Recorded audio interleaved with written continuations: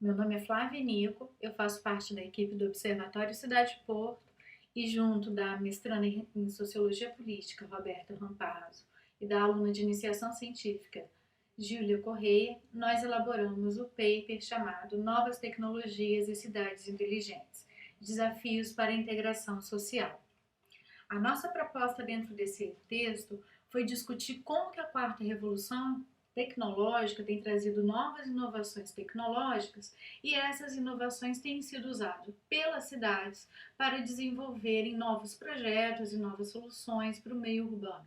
Esses projetos passaram a ser chamados de cidades inteligentes, mas atualmente esses projetos foram de novo renomeados para projetos de cidades inteligentes e humanas. O nosso questionamento, então, é como que a gente faz com que as cidades inteligentes sejam tecnológicas e também humanas. A metodologia do nosso estudo foi uma metodologia qualitativa. Nós utilizamos de uma abordagem sociológica,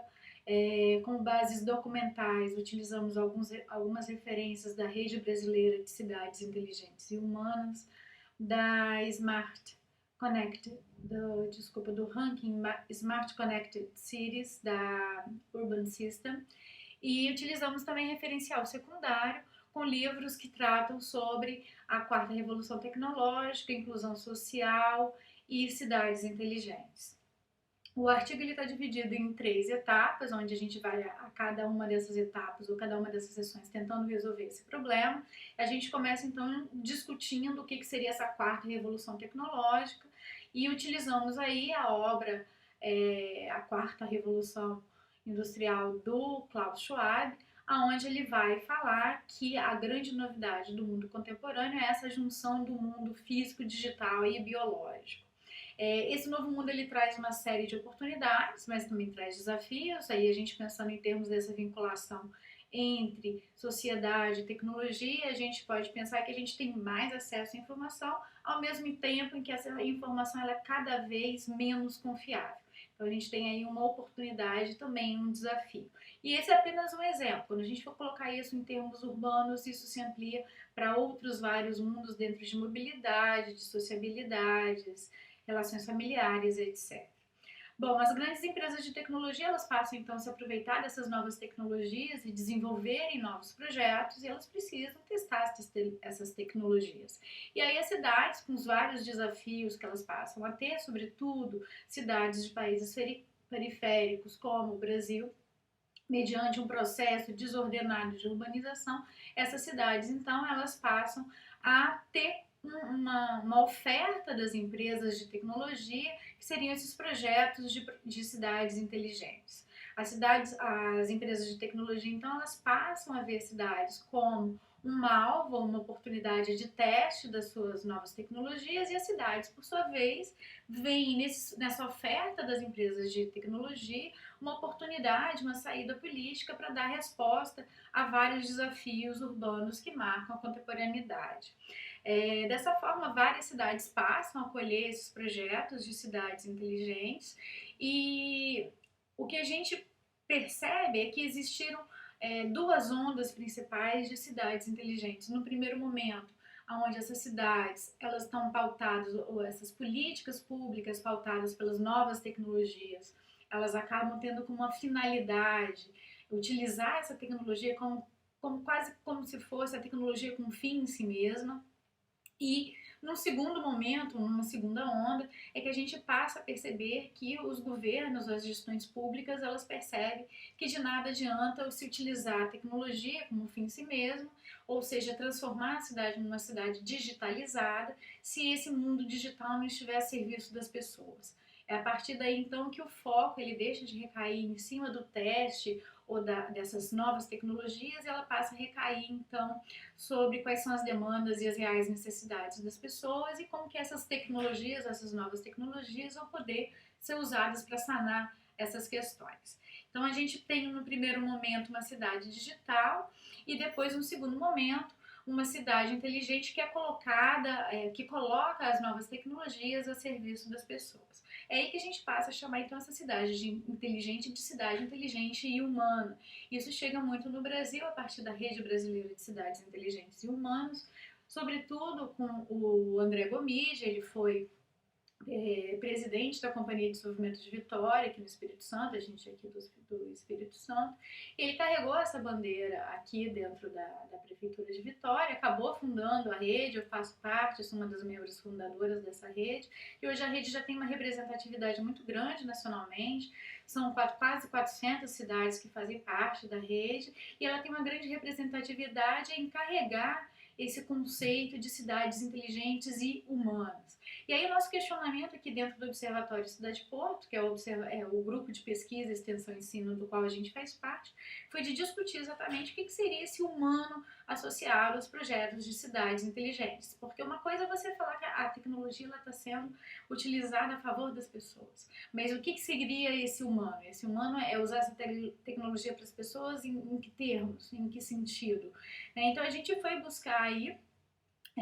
primeiro na literatura, entender o que seria essa cidade inteligente humana, e o que a gente percebeu é que existe uma grande variedade de conceitos sobre o que seria essa cidade inteligente humana, mas a grande maioria é pautada ainda pelo aspecto da tecnologia ou da digitalização, ou seja, uma cidade inteligente é aquela que não de forma ampla e total tem a sua cidade toda digitalizada, mas que realiza projetos pautados pelas novas tecnologias. A questão do humano ficou um pouco obscurecida se a gente conseguir de fato entender o que seria esse humano. A gente então percebe dentro da literatura que a abordagem feita em relação ao humano é que a partir daquela segunda onda que eu mencionei, daquele segundo momento em que as cidades inteligentes passam a se autodenominar de cidades inteligentes e humanas, eles percebem que de nada adianta a gente ter um projeto de cidade inteligente que parta do poder público e que chegue à comunidade de uma forma que a gente chama top-down, ou seja, os decisores decidem e informam a comunidade como que vai acontecer. O que foi percebido era que seria necessário e mais interessante, mais produtivo, envolver a comunidade nesse processo decisório de política pública, e aí fazer então com que as pessoas participassem de uma forma colaborativa, coparticipativa e mesmo co-criativa, criando projetos de um tipo bottom-up, ou seja, da comunidade para a prefeitura, e essa coparticipação seria, sobretudo a partir da visão da Rede Brasileira de Cidades Inteligentes e Humanas, o que existiria de humano, ou seja, a participação das pessoas criando, fazendo parte desses projetos de política pública. Um outro aspecto que foi identificado também é a questão da qualidade de vida. A utilização desses projetos de cidades inteligentes para melhor eficiência da gestão da prefeitura,